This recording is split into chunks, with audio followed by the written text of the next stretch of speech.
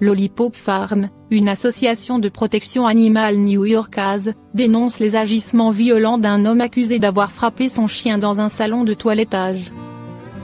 Les enquêteurs de l'organisation, dont le refuge est situé à Fairport dans l'État de New York, sont à la recherche du suspect, dont plusieurs photos circulent dans les médias et les réseaux sociaux.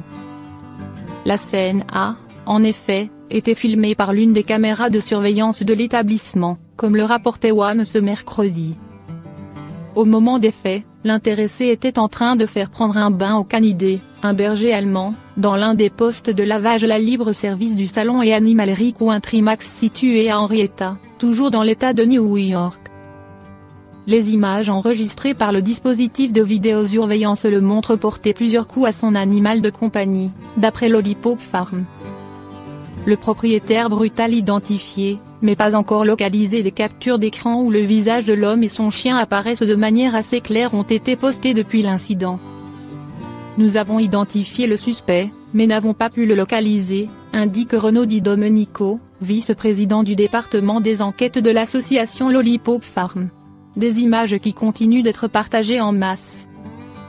Alertée, la police locale a émis un mandat d'arrêt à son encontre. Par ailleurs, le programme Crime Stopper, qui incite les citoyens à partager des informations sur les activités délictuelles et criminelles, promet une récompense pour tout renseignement susceptible d'aider à la localisation et l'arrestation du maître violent. La réaction déchirante d'un chien qui retrouve son maître militaire de retour à la maison. Cela faisait 6 mois que le sergent-chef Rivera et son chien Cano ne s'étaient pas vus. De retour d'un déploiement, le militaire a pu retrouver son ami de toujours. Une scène pleine de tendresse et d'émotion. Cano est mon fils. Il va avoir 7 ans en mars. Je l'ai adopté alors qu'il n'était encore qu'un chiot.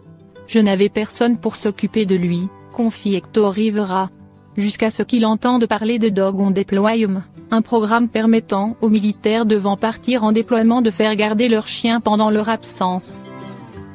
Sergent-chef de l'armée de l'air américaine, il devait passer 6 mois au Koweït avec son unité, rapporte Daystar. Grâce à Dog on Deployment, il avait pu confier son pitbull aux soins de David Donahue et Joanna Mee Donahue, un couple vivant à Attleboro dans le Massachusetts, à une vingtaine de kilomètres de son domicile de Holbrook. Avant de partir, il leur avait laissé quelques-uns de ses t-shirts pour aider Cano à mieux vivre la séparation. Je ne savais pas comment il allait réagir.